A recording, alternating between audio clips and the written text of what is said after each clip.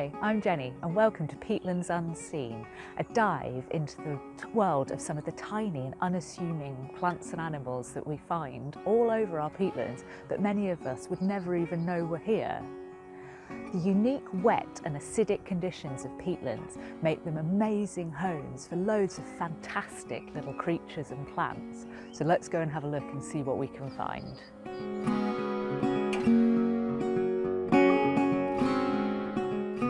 One of my favourites is lesser bladderwork. Now it might look like a few slimy bits of pondweed, but lesser bladderwork is actually the fastest creature on earth. Perfectly adapted to living in the acidic conditions of bog pools such as these, it's able to react and trap its aquatic invertebrate prey by sucking it into tiny little bladders on its stems in under 1/10,000th of a second. Speaking of carnivores, this tiny little plant is the sundew.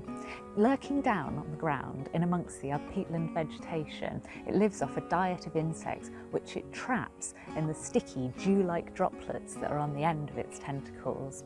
Once the insect is trapped, the whole leaf then curls up around it, digesting the insect into a kind of disgusting insect soup.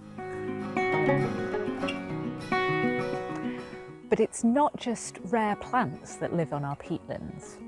This is the Ten-Spotted Pot Beetle, a really rare little creature that's just been spotted on one of Greater Manchester's peatlands for the very first time, inhabiting these kind of scrubby woodland areas that you find around the fringes of lots of our lowland raised peat bogs. These teeny tiny creatures are only around 3 to 4 millimetres long, but they're one of nature's amazing architects. The adult females use their own frass, or poo, to make hardened cases or pots which they protect their eggs in when they lay them and drop to the ground. Then, as the larvae hatch, just their heads and their back legs stick out of these egg cases, and as they grow, they add to these little movable homes with yet more of their own poo. But these aren't the only amazing teeny tiny things on our peatlands. One of the most important things you will find on a peatland is the wonderful sphagnum mosses that literally make up the peat on which we're standing. But just check out what this fabulous stuff looks like under a microscope. The green spheres are cells that undergo photosynthesis, capturing carbon in the process, and the clear areas are cells that absorb water, allowing sphagnum moss to hold up to 20 times its own weight in water. And if you're lucky, you might find a little extra visitor too, like this sprintail.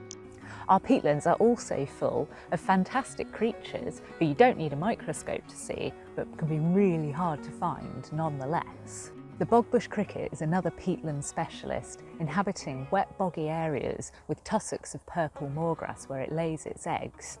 However, the vivid green and brown colours of its body make it really hard to spot, so in fact the best way to find it is by using a bat detector to detect its chirping song.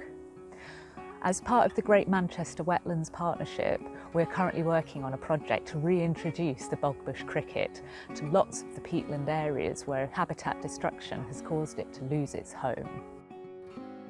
In fact, our peatlands are home to loads of rare plants and animals. This is waved fork moss, an unassuming little plant that is in fact only found in 3 places in the entire of England after habitat destruction forced it into extinction in the 1850s. Almost as rare, but far more ostentatious, the Barbie pink leaves of this smut fungus infested bog rosemary. Now normally, bog rosemary leaves are a beautiful shade of green, but this incredibly rare fungus that's only found in around 10 places in England causes them to turn this amazing colour. So I hope that this has whetted your appetite to find out more about the amazing world that exists just around our feet on peatlands. I hope that you'll agree that these are fantastic habitats that really deserve to be valued and loved. Find out more at lancswt.org.uk.